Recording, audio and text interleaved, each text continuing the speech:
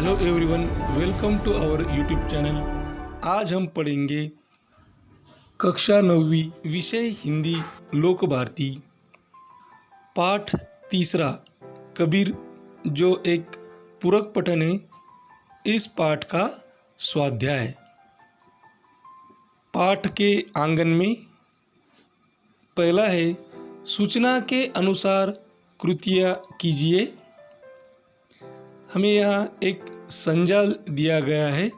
संजाल के केंद्र बिंदु में है कबीर की विशेषताएं और हमें 4 विशेषताएं लिखनी हैं। और वे विशेषताएं हैं फक्कड़ाना स्वभाव, तेज वाणी और मस्ती। दूसरी कृति है, सही विकल्प चुनकर वाक्य फिर से लिखिए। कबीर के मतानुसार प्रेम किसी, और विकल्प है पहला खेत में नहीं उपजता, दूसरा गमले में नहीं उपजता, तीसरा बाग में नहीं उपजता, और सही विकल्प है खेत में नहीं उपजता। या हमें सही विकल्प चुनकर वाक्य फिर से लिखना है। तो वाक्य हम लिखेंगे, कबीर के मतानुसार प्रेम किसी खेत में नहीं उपजता। ख, कबीर जिज्ञासु थे। विकल्प है मिथ्या के, सत्य के, कथ्य के, और सही विकल्प है सत्य के। और पूरा वाक्य है, कबीर जिज्ञासु थे सत्य के। पठनीय में हमें कुछ कृतियाँ दी गई है। सूचना के अनुसार कृतियाँ, पहला है संजाल, और संजाल के केंद्र बिंदु में है मस्त मौला के लक्षण। या हमें 4 लक्षण लिखने हैं। और मस्त मौला के लक्षण है बेपरवाह होना, फूल सा कोमल होना, वज्र से भी कठोर होना, दृढ़ उग्र होना। दूसरी कृति है, परिच्छेद पढ़कर प्राप्त होने वाली प्रेरणा लिखिए। उत्तर, चाहे कोई देश हो या चाहे कोई व्यक्ति, प्रत्येक को सफलता के लिए अलग माप, जोख, पैमाने की आवश्यकता होती है। कोई देश या कोई व्यक्ति अपनी सफलता के लिए जो पैमाना निर्धारित करता है, यह ज़रूरी नहीं है कि वही पैमाना दूसरे के लिए भी उपयोगी साबित हो। इसलिए प्रत्येक देश और प्रत्येक व्यक्ति को अपनी आवश्यकता और क्षमता के अनुसार अपनी सफलता के लिए विशिष्ट पैमाना निर्धारित करना चाहिए। सफलता तभी प्राप्त की जा सकती है। लेखनीय, कबीर संत ही नहीं समाज सुधारक भी थे। इस विषय पर विचार लिखिए। कबीर का नाम संत कवियों में लिया जाता है। कबीर ने ईश्वर एवं ईश्वर भक्ति पर तो लिखा ही है, उन्होंने समाज में व्याप्त कुरीतियों और विषमताओं पर गहरी चोट की है। कबीर के काल में समाज में अनेक विकृतियां फैली हुई थी। तरह तरह के अंधविश्वास प्रचलित थे। जाति प्रथा की कुरीतियों से लोग त्रस्त थे। धर्म को लेकर कट्टरता का बोलबाला, लोगों में आपसी भेदभाव जोरों पर था। तरह तरह के बाह्याडंबर प्रचलित थे। कबीर ने इन सब का जोरदार विरोध किया। वे सामान्य जनता से जुड़े हुए थे। समाज में व्याप्त सभी बुराइयों पर उन्होंने बिना लाग लपेट प्रहार किया है। इस तरह कबीर ने अपने काव्य के माध्यम से ही समाज सुधार का महत्वपूर्ण कार्य किया है। मौलिक सृजन, संतों के वचन समाज परिवर्तन में सहायक होते हैं। इस विषय पर अपने विचार लिखिए। उत्तर: हमारे देश में अनेक संत हुए हैं जिन्होंने अपने काव्यों, अपने साहित्य तथा अपने व्याख्यानों के माध्यम से समाज के लोगों में जागरूकता लाने और समाज परिवर्तन का काम किया है। संत कबीर का नाम इसमें सर्वोपरि है। इन्होंने तीर्थ क्षेत्रों, पूजा पाठ, व्रत आदि को महत्व न देकर अपनी वाणी से समाज में सुधार लाने का प्रयास किया।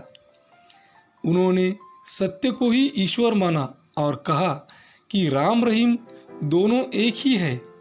इसी तरह गुरु नानक देव, कर्नाटक के संत बसवेश्वर, बंगाल के चैतन्य महाप्रभु, गुजरात के संत नरसिंह मेहता तथा महाराष्ट्र के संत नामदेव, संत एकनाथ, संत ज्ञानेश्वर, संत तुकाराम तथा संत रामदास स्वामी ने लोगों को समानता और मानव धर्म की शिक्षा दी। इन संतों ने लोगों में एकता की भावना पैदा करने और एक दूसरे से हिल मिलकर रहने का संदेश दिया। अब हम मुड़ेंगे भाषा बिंदु की ओर। रेखांकित शब्दों से उपसर्ग और प्रत्यय अलग करके लिखिए। नीचे कुछ वाक्य दिए गए हैं और उन वाक्यों में कुछ शब्द रेखांकित किए गए हैं। इन शब्दों में से हमें उपसर्ग और प्रत्यय अलग करके लिखना है। एक हमें करके दिया गया है और वह वाक्य है, भारत की अलौकिकता सारे विश्व में फैली है।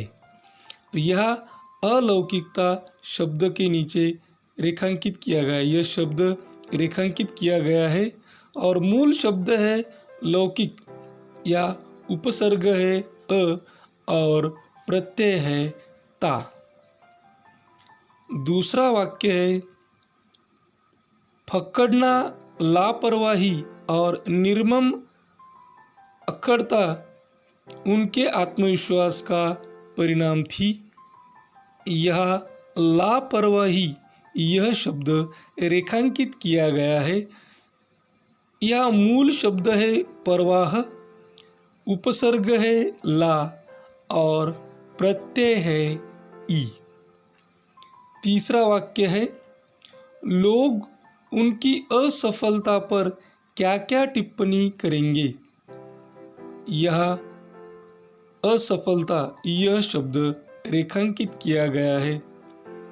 उपसर्ग यह मूल शब्द है सफल, उपसर्ग है अ और प्रत्यय है ता। चौथा वाक्य, राजेश अभिमानी लड़का है। यह अभिमानी इस शब्द को रेखांकित किया गया है। अभिमानी शब्द में मूल शब्द है मान, उपसर्ग है अभि और प्रत्यय है ई। पांचवा वाक्य है, मोह ममता उन्हें अपने मार्ग से विचलित नहीं कर सकती थी। इस वाक्य में विचलित शब्द को रेखांकित किया गया है। मूल शब्द है चल, उपसर्ग है वी और प्रत्यय है इत। छठा वाक्य है, केवल एक ही प्रतिद्वंद्वी जानता है तुलसीदास। इस वाक्य में प्रतिद्वंद्वी शब्द को रेखांकित किया गया है।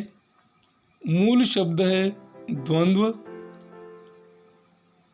उपसर्ग है प्रति और प्रत्यय है ई।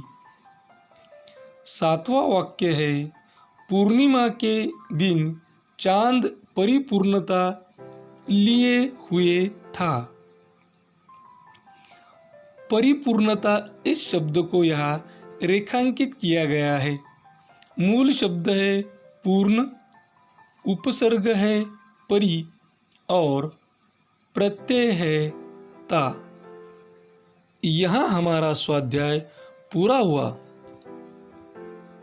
इसी प्रकार की हिंदी विषय की और भी विषयों की वीडियोस देखने के लिए इस चैनल को सब्सक्राइब करें।